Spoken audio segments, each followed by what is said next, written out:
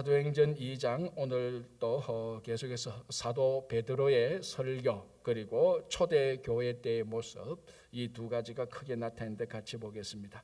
자, 22절 이스라엘 사람들아 이 말을 들으라 라고 말하고, 이 사도 베드로의 설교를 보면은 이 내용적으로 보면은 지금 설교가 어디까지 나와 있는가 하면은 36절까지 나와 있습니다. 사도 베드로의 설교가 2장 14절부터 시작해서 36절까지 사도 베드로의 긴 설교입니다. 성경에 이만큼 기록돼서 많이 긴 설교죠. 자, 그리고 설교를 하다가 22절, 23절, 24절 요게 또 하나의 내용을 이루고 있습니다. 22절, 23절, 24절 그리고 25절, 26절, 27절 또 여기 한 묶음입니다. 그러니까 22, 23, 24 한 묶음, 5, 25, 26, 27 한 묶음, 그리고 29부터 27, 28까지 한 묶음이고요. 29부터 36까지 한 묶음인데 지금 그런 세 묶음이 있지 않습니까? 이 내용을 가보면 사실은 같은 내용이 반복되고 있습니다. 즉 22절에서 24절의 내용은 크게 두 가지입니다. 하나님께서 예수님을 그리스도 또는 메시아 또는 주님으로서 증거하셨다. 그래서 22절 보면은 이렇게 되어 있습니다. 이스라엘 사람들아 이 말을 들으라. 너희도 아는 바와 같이 하나님께서 나사렛 예수로 큰 권능과 기사와 표적을 너희 가운데 베푸사 너희 앞에서 그를 증언하셨다. 그러니까 하나님께서 나사렛 예수란 말이 바로 얼마 전까지만 해도 이스라엘 백성들과 함께 살았던 나사렛 출신의 예수라는 사람, 그러니까 실제적으로 그들과 함께 삶을 나누었던 사람을 말하는 겁니다. 하늘에서 툭 떨어지거나 우리나라 신화처럼 아래에서 깨어나오거나 그런 이상한 사람이 아니고 실제로 우리와 똑같은 현장에서 똑같은 성정을 가지고 똑같은 삶을 살았던 그 나사렛 예수에게 하나님께서 놀라운 권능과 기적을 베푸사 나사렛 예수가 메시아라는 것을 증언하셨다라고 말을 했는데, 너희들이 이 예수를 27절에 23절에 보면은 법 없는 자에게 넘겨주었다. 법 없는 자들의 손을 빌려 못 박게 하였다. 이게 무슨 사건을 말하죠? 빌라도에게 넘겨주어서 십자가에 못 박게 했던 그 사건을 말하죠. 그런데 여기서 법 없는 자들의 손이 이게 무슨 말을 의미하는가? 너희가 법 없는 자들의 손. 자, 빌라도가 예수님을 처형하려고 할 때 로마법에 따라서 다 처형하려고 했습니다. 법이 없는 게 아니고 빌라도 총독 같으면 로마 사람이고 로마의 법은 지금까지도 역사적으로 가장 위대한 법으로 있습니다. 그런데 로마 사람이 법이 없다? 그게 아니라는 말이죠. 여기서 그러니까 너희가 법 없는 자들의 손은 율법을 말하는 겁니다. 하나님의 법이 없는 자들의 손에 나사렛 예수 그리스도를 그들의 손에 너희들이 넘겨주었다.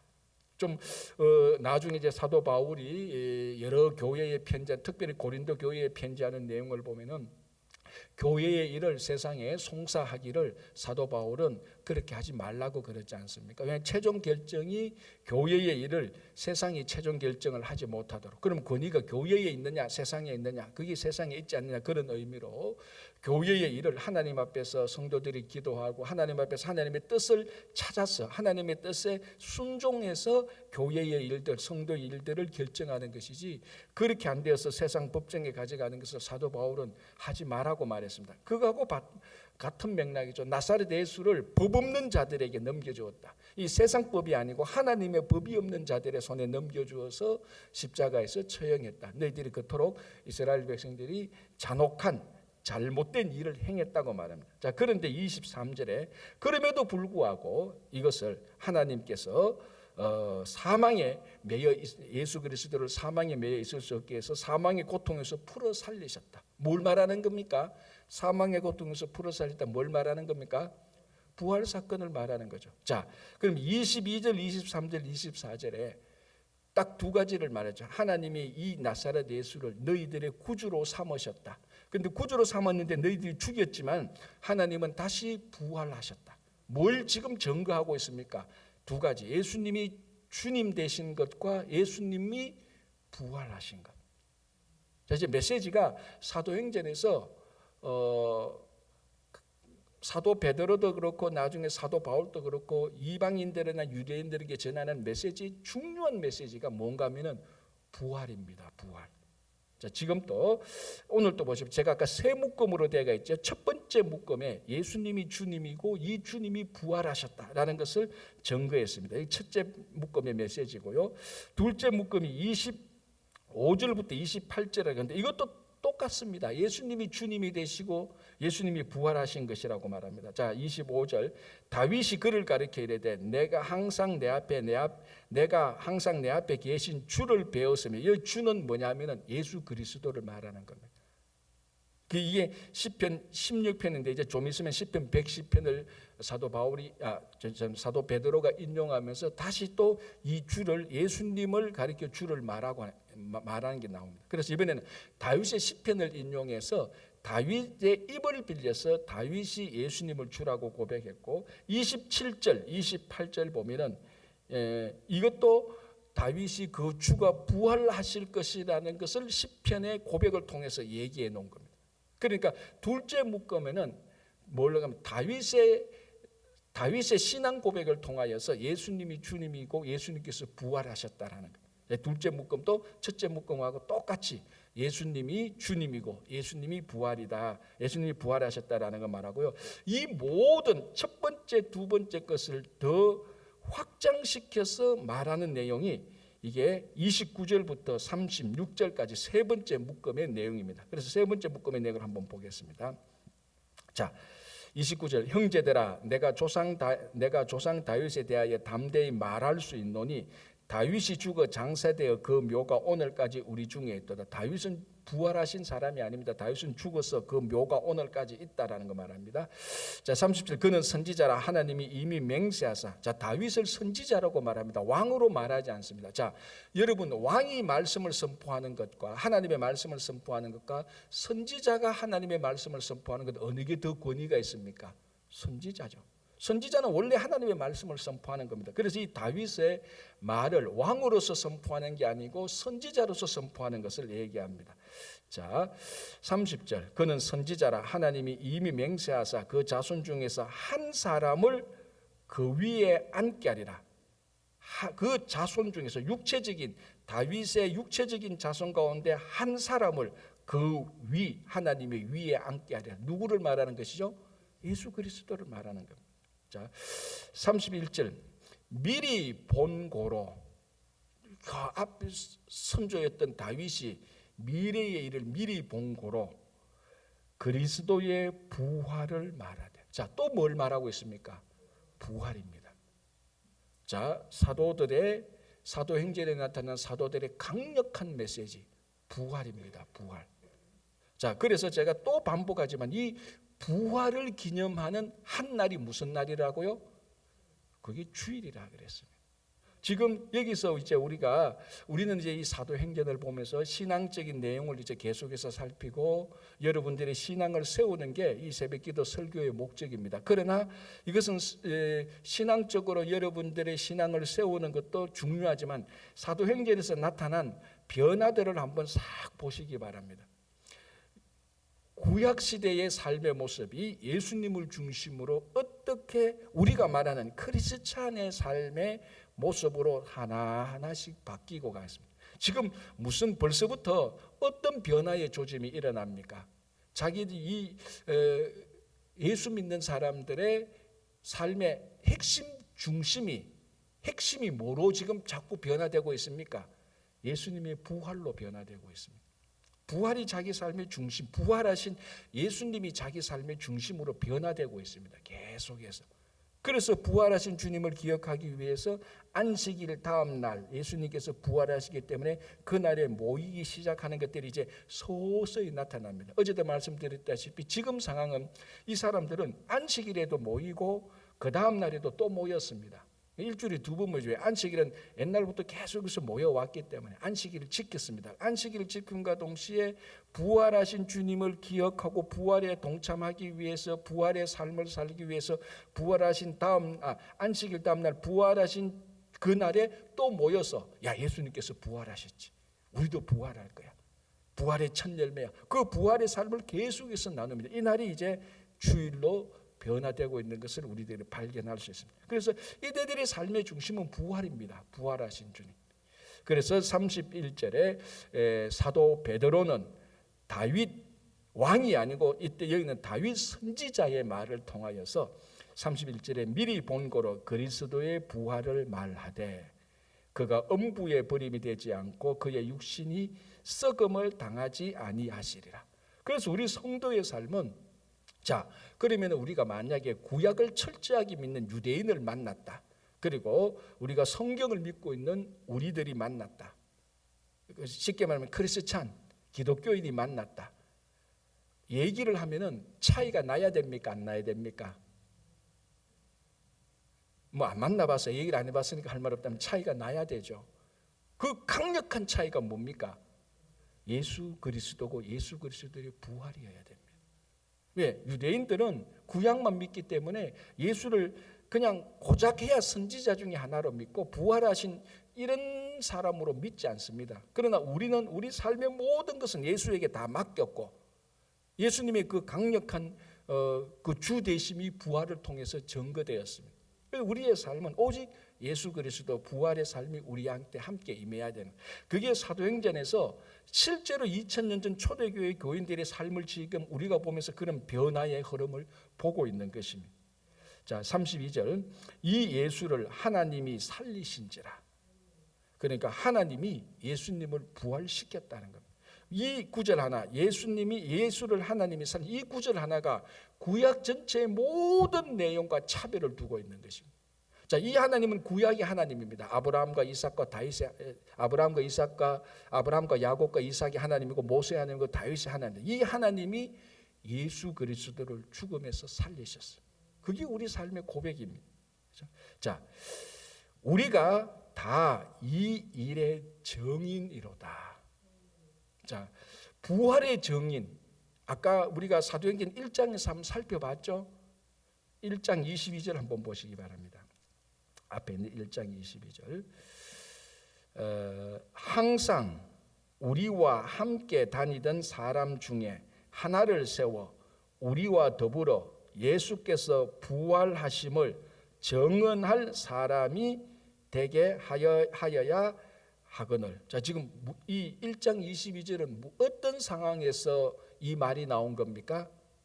가룟 유다 대신에 빠진 제자 한 사람을 선택하기 위해서, 그래서 자기들이 기도하고 제비를 뽑았습니다. 그런데 기도하고 제비 뽑기 전에 먼저 12제자 가운데서 한 사람이 될 객관적인 분명한 자격이 뭐였습니까?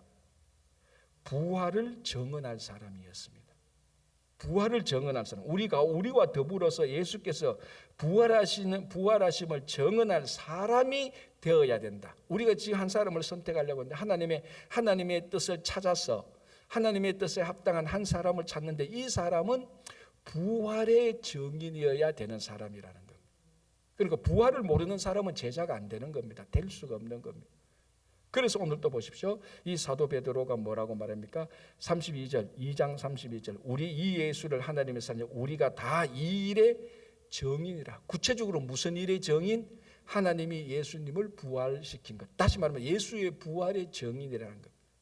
그래서 지금 제가 계속해서 반복하고 있는 게 부활입니다. 왜? 지금 사도행전의 사도 베드로의 메시지가 계속해서 부활을 얘기하고 있어요. 예수님께서 부활하신 것이다라고 말.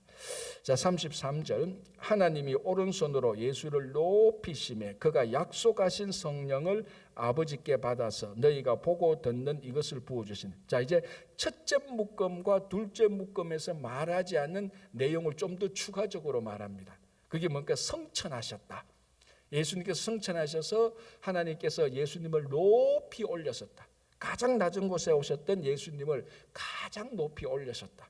그리고 예수님께서 약속하신 성령을 우리들에게 부어주셨다. 자, 이건 우리가 사도 베드로가 앞에서 이미 했던 대로 1장 16, 17, 18절에 했던 것처럼 말세에 하나님께서 모든 육체에 성령을 주실 것이라는 요엘 선지자의 말을 인용했던 것을 한 번 더 반복하고 있는 것하고 마찬가지입니다. 그러니까 하나님께서 우리들에게 예수님께서 약속하신 성령을 모든 육체에서 주셨다. 그리고 하나님께서 이 예수를 높이 올렸었다. 가장 낮고 천한 예수님을 높이 올렸었다라고 말을 합니다. 자, 34절 다시 한번 다윗을 인용하면서 말합니다. 다윗은 하늘에 올라가지 못하였으나 친히 말하여 이르되, 자, 그다음 요 다음 구절이 시편 110편을 인용하는 건데 제가 앞에서 나왔을 때도 한번 얘기했습니다. 자, 이거는 다윗이 말하는 겁니다. 주께서 내 주에게 말씀하시기를. 자, 이 주가 두 번 나옵니다. 주께서 내 주에게. 같은 존재입니까? 다른 존재입니까? 제가 전번에 한번 얘기했는데, 그래서 요 앞에 주, 뒤에 주에게 따로 적어놔라. 앞에 주는 하나님, 뒤에 주는, 그렇죠. 이거 아는 사람 뉴욕에 1%도 안 돼요. 진짜라니까, 농담 아니에요. 이거 갖다 놓고 이게 무슨 말인지 한번 해석해 보라면 아무도 해석 못 해요. 주께서 내 주에게 말씀하시기를. 이게 무슨 말이냐? 자, 첫 번째, 주께서, 하나님께서 내 주에게 말씀하시기를, 하나님께서 예수님에게 말씀하시기를. 누가 말합니까? 다윗이. 그러니까 이 이스라엘 사람들이 가장 존경하고 믿고 있는 믿음의 선지자 가운데 한 사람이 다윗이다. 다윗이 이미 오래전에 깊은 신앙 가운데서 하나님이 예수님에게 말씀하시기를, 그 하나님이 예수님에게 말씀인데, 하나님이 그 예수님을, 하나님이 말씀하신 예수님을 다윗이 뭐라고 부릅니까? 주님이라고 부르는 겁니다. 다윗이 자기 육신의 후손인, 육신의 한참 후신 예수님을 뭐라고 부른다고요? 주님이라고 부른다. 자, 다윗이 육체의 후손인 예수님을 주라고 불렀다면은 지금 2000년 전에 있는 이스라엘 백성들이 예수님을 누구라고, 무엇이라고 불러야 됩니까? 당연히 주님이라고 불러야죠. 당연히 주님이라고 불러야. 그러니까 지금 다윗이 뭘 증거합니까? 예수님은 주님이시다. 그걸 증거합니다. 이 주님은 죽으셨다가 부활하신 분이다. 여러분, 이게 복음입니다. 복음이 다른 게 아닙니다. 이게 강력한 복음이고, 우리가 매일매일 이 말씀을 묵상하고 매일매일 우리가 이 예수님이 나의 주님이라는 것을 내 삶 속에 드러나야 되고, 매일매일 부활의 삶이 우리 삶 속에서 드러나야 되는 겁니다. 매일매일. 여러분 삶 속에 예수님이 주님이라는 것, 예수님이 주님이라는 건 뭡니까? 내 삶의 통치자라는 겁니다. 그래서 내가 말하고 내가 생각하는 것은 내 하고 싶은 대로, 내 경험대로, 내 생각대로 하는 게 사실은 아니에요. 우리는 주인이 시키는 대로 말하고 주인이 시키는 대로 행할 수밖에 없습니다. 그 안에 하늘의 기쁨과 즐거움이 있는 것이죠. 그래서 지금 다윗은 첫째 묶음, 둘째 묶음, 셋째 묶음으로 말하면서, 다윗이 아니고 죄송합니다. 베드로가 계속해서 뭐합니까? 예수님이 주님이다. 예수님이 부활하셨다. 계속해서 반복해서 3번이나 말하고 있습니다. 그걸 우리가 놓쳐서는 안 되는 거죠. 그렇죠? 자, 다시 한번 볼게요.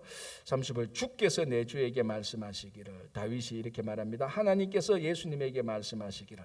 하나님이 예수님의 원수로 예수님의 발등상이 되게 하기까지 예수는 내 우편에 앉아 있으라 하셨다. 그 다윗이 고백. 그러니까 지금 또 예수님은 하나님 우편에 앉아 있고, 그 원수를 예수님의 발등상이 되는. 발등상이 뭡니까? 그 왕이 앉았을 때, 왕이 보좌에 앉았을 때 이 다리 편하게 하도록 그 발등상을 받쳐주잖아요. 그러니까 왕의 발이 편하게 하도록 왕이 밟도록 해놓은 거, 그게 발등상 아닙니까?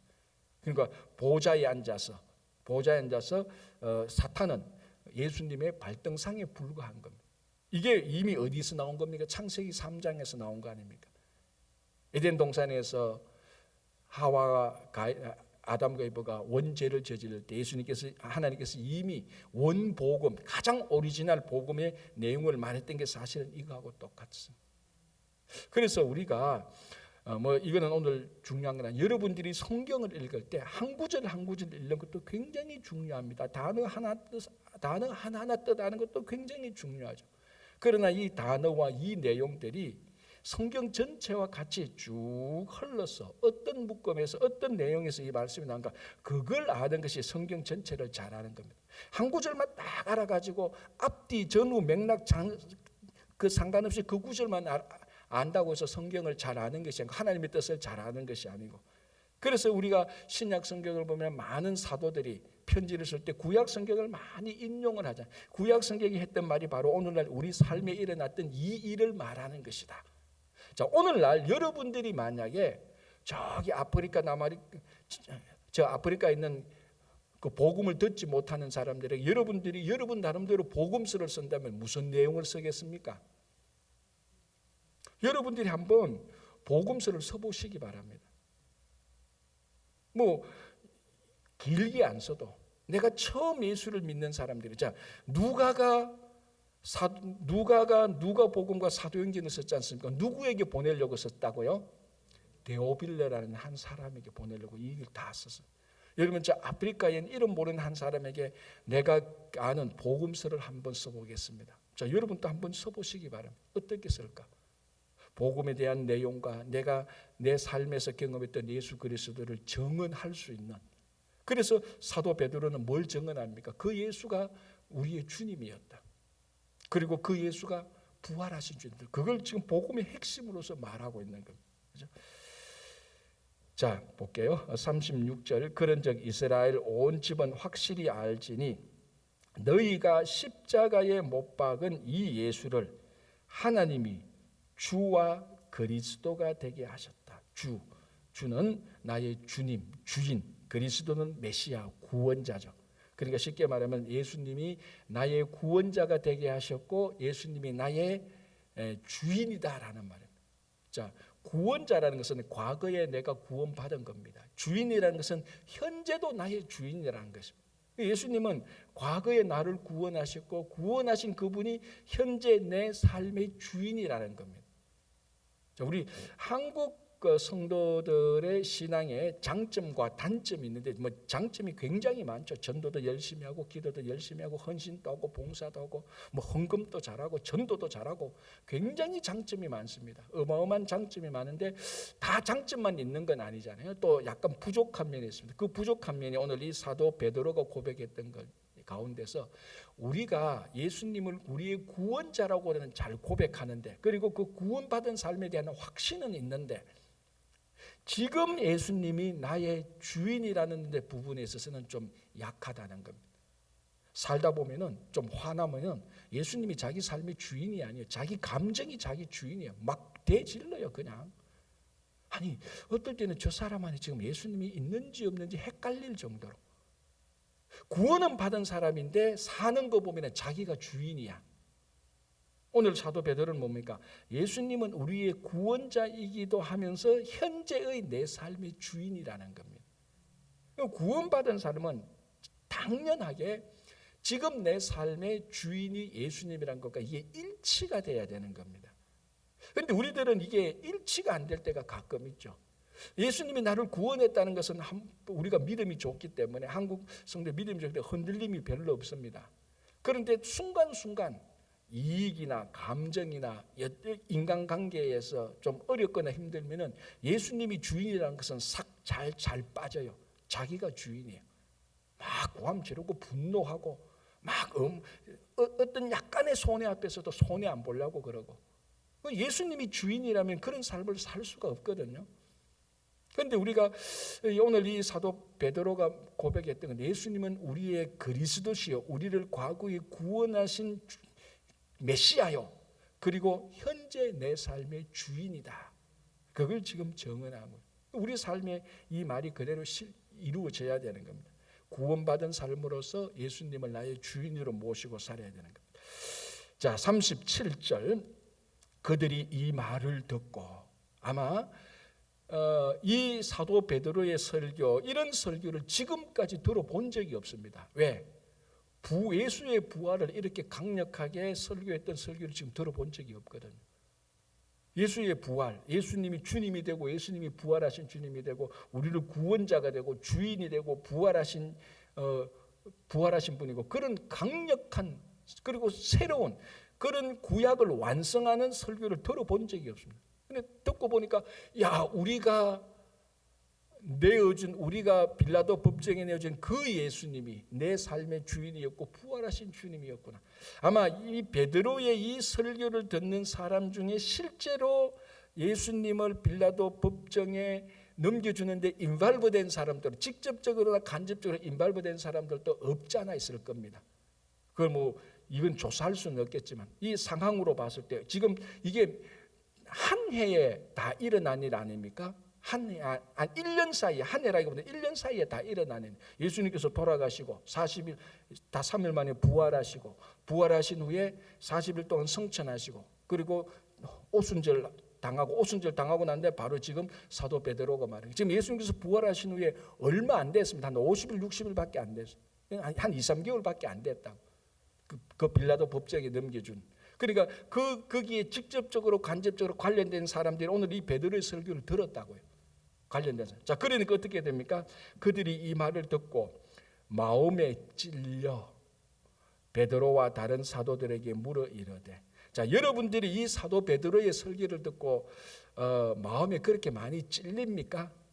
찔림이 좀 있겠죠. 내가 예수님을 주님으로 인정하는데 좀 부족했구나. 좀 예수님을 내가 확실하게 믿었는데 뭐 바쁘게 살다 보니 좀 덜 믿었고, 이런 약간 마음에 좀 어떤 마음에 탁 다가오는 건 있지만은, 이 사람들처럼 그들이 이 말을 듣고 마음에 찔려 이렇게는 찔리지 않을 겁니다. 그죠? 그러나 이 사람들은 그만큼 마음에 찔렸습니다. 왜? 방금 말씀하신 것처럼 예수님의 십자가 사건에 직접 간접적으로 인발브된 사람들이 분명히 있다. 그러니까 마음에 확 찔린 거 듣고 보니까, 우와, 우리가 메시아를 죽였구나. 우리가 메시아를 법 없는 사람의 손에 넘겨주었구나. 마음에 굉장히 찔리는 거예요. 자, 그러니까 어떻게 말합니까? 그들이 마음에 찔려 베드로와 다른 사도들에게 물어 이르되, 형제들아, 우리가 어찌할꼬? 야, 우리가 그런 큰 죄를 지었구나. 우리가 어찌할꼬? 그래도 이 사람들의 이 하나님의 말씀을 듣는 태도는 굉장히 좋은 겁니다. 진짜 마음이 강팍했다면 뭐라고 말합니까? 우리 복음서에 나타난 바리새인이나 종교 지도자처럼 다시 또 확 하고 일어날 것입니다. 무슨 소리? 예수 부활한 거 그 전부 다 거짓말이야. 그 본 사람 있어? 본 사람 있다면 너희들 거짓말 잘못 본 거야라고 또 무시하고 분노를 품고 이런저런 변명을 했을 겁니다. 그런데 이제 여기에는 이 사람들이 마음에 다 찔렸어요. 우리가 잘못했구나. 우리가 예수님을, 이 땅에 오신 메시아를 우리가 십자가에 넘겨줬구나. 마음에 찔렸다는 것. 이게 오늘날 우리가 하나님의 말씀을 들을 때에 우리 속에 늘 일어나야 되는 일들입니다. 말씀을 듣고 애써 변명하려 하지 마시고, 말씀을 듣고 애써 무시하지 마시고, 말씀을 듣고 오늘 목사님이 저거 내보고 치는 설교네 이렇게 분노하지 마시고, 이 말씀을 듣고 마음에 찔려, 그러면 신앙의 성숙함이 일어나는 거죠. 마음에 찔려 베드로와 사도들에게, 그러면 우리가 뭐 어떻게 해야 되느냐. 그러니까 마음에 찔리고 그걸 그 자리에서 도망간 게 아니고, 그럼 우리가 이 사실을 어떻게 하시면 좋겠습니까? 자, 그때 이제 유명한 말씀하시죠. 신앙의 본질을 말하죠. 38절 베드로가 이르되, 너희가 회개하여 각각 예수 그리스도의 이름으로 세례를 받고 죄 사함을 받으라. 그리하면 성령의 선물을 받으리라. 구원의 과정이 쫙 전개됩니다. 회개하여 예수 그리스도의 이름으로 세례를 받고, 자, 예수 그리스도의 이름으로 세례를 받는다고 뭐 예수님 나의 구주로 고백하고 그분을 믿고, 그죠? 당연히 뭐 세례 받는데 예수님을 안 믿는데 세례를 받을 수 있습니까? 말도 안 되죠. 예수님의 세례를 받고, 예수님의 이름을 믿고 세례를 받고, 그리고 죄사함을 받아. 당연히 이 회개 속에, 세례 속에 죄사함이 당연히 나타나는 겁니다. 그리하면 성령의 선물을 받으리라. 자, 이제 또 사도행전에서 복음서에서 나타나지 않는 강력한 메시지가 나타나겠습니다. 두 개가, 첫 번째는 부활이고 두 번째는 뭡니까? 성령입니다. 계속해서. 왜? 예수님께서 성천하시고 성령을 선물로 주시겠다는 것이, 그것이 이제 사도행전에 실제로 일어나고 있거든요. 그러니까 이제 이 메시지가 좀 변화되는데, 성령과 부활의 메시지가 계속해서 나타남으로 말미암아 능력이 나타나기 시작하는 겁니다. 자, 39절, 이 약속은 너희와 너희 자녀와 모든 먼데 사람. 자, 여기서 모든 먼데 사람은 구체적으로 누구를 가리킬까요? 멀리서 찾아온 디아스포라 유대인들입니다. 그리고 이방인도 되고. 그러니까 지금 이게 어디에서 일어나고, 예루살렘에서 일어나고, 오순절날 예루살렘에서 일어나는데 디아스포라 유대인들이 많이 왔잖아요.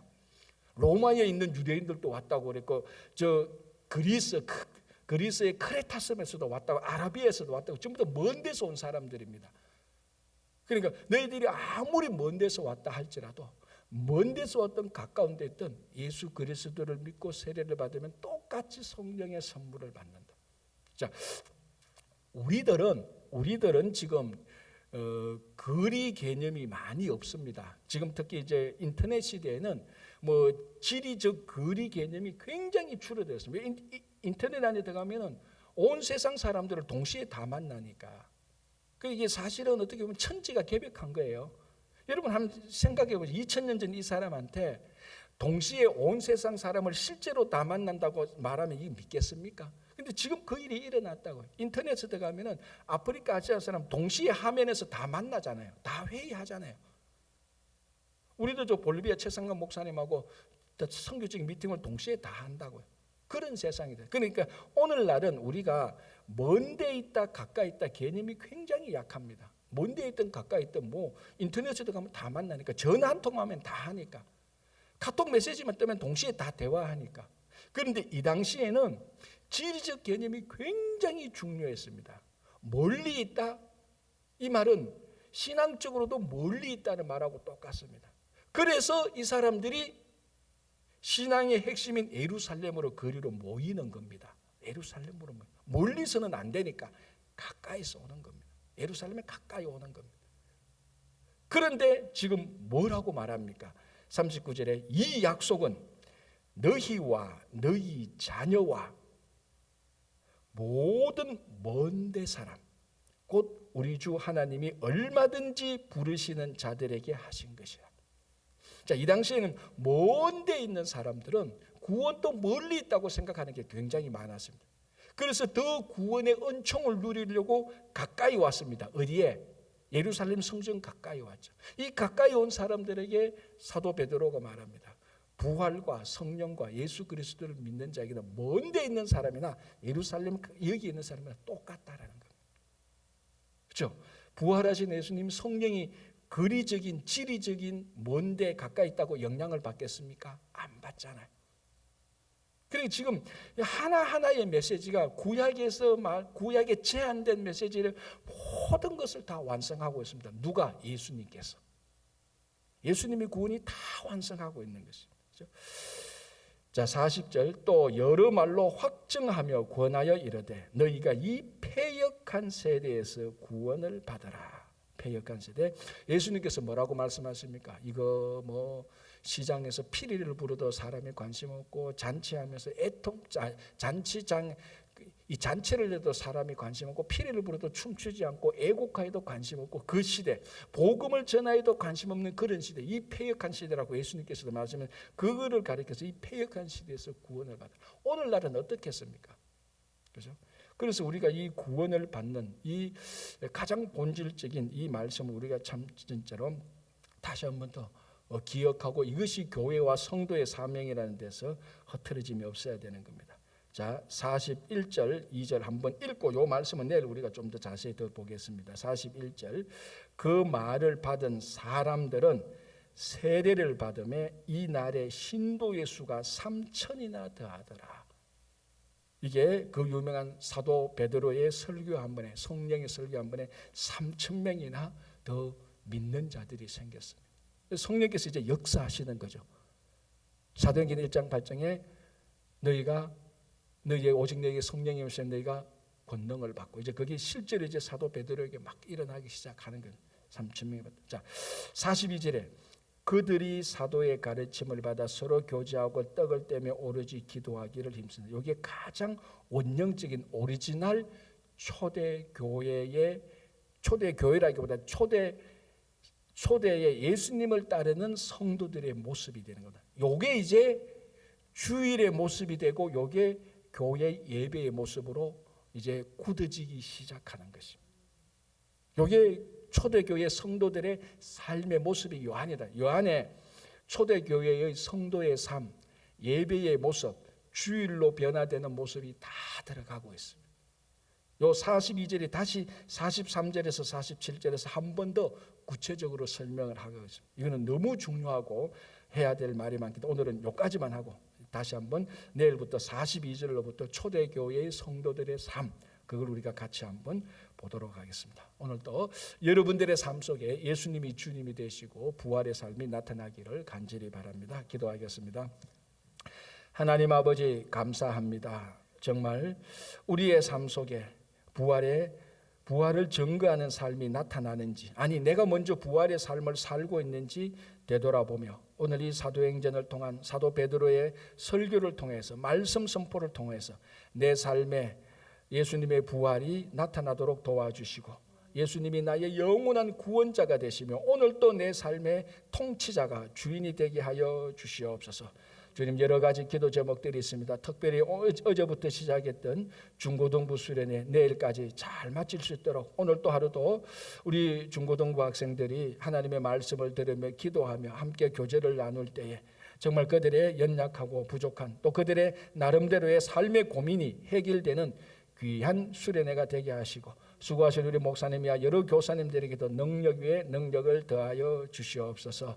아버지 하나님, 또 9월에 있을 선교 바자회와 또 부흥의 위에 주님께서 함께해 주시고, 특별히 오실 강사 목사님, 우리 신 목사님에게 성령의 능력을 덧입혀 주셔서 또 이번 부흥회를 통하여서 우리가 다시 한번 부흥되는 또 부활의 삶을 살 수 있도록 인도하여 주시옵소서. 선교 바자회를 준비하는 모든 손길들 위해 주님의 은혜를 더해 주시고, 이 바자회를 통하여서 볼리비아 또 유치원 건축이 잘 진행될 수 있도록 도와주시옵소서. 우리 가운데 이창근 집사님이야 여러 연약한 환우들이 있습니다. 오늘 또 주님께서 치유하여 주시고 그들을 살펴주시고 강건하게 인도해 주시고 부활의 능력이 나타나게 하여 주시옵소서. 우리 자녀들 그리고 우리 가정 일터 위에도 주님의 능력과 은혜와 복이 100배, 1000배, 만배로 풍성히 거하게 하시고, 지금 또 아직도 끝나지 않는 우크라이나 전쟁 사태가 속히 마칠 수 있도록 주님께서 역사해 주시옵소서. 예수님 이름으로 기도합니다. 아멘. 자, 이렇게 기도하시고 돌아가시기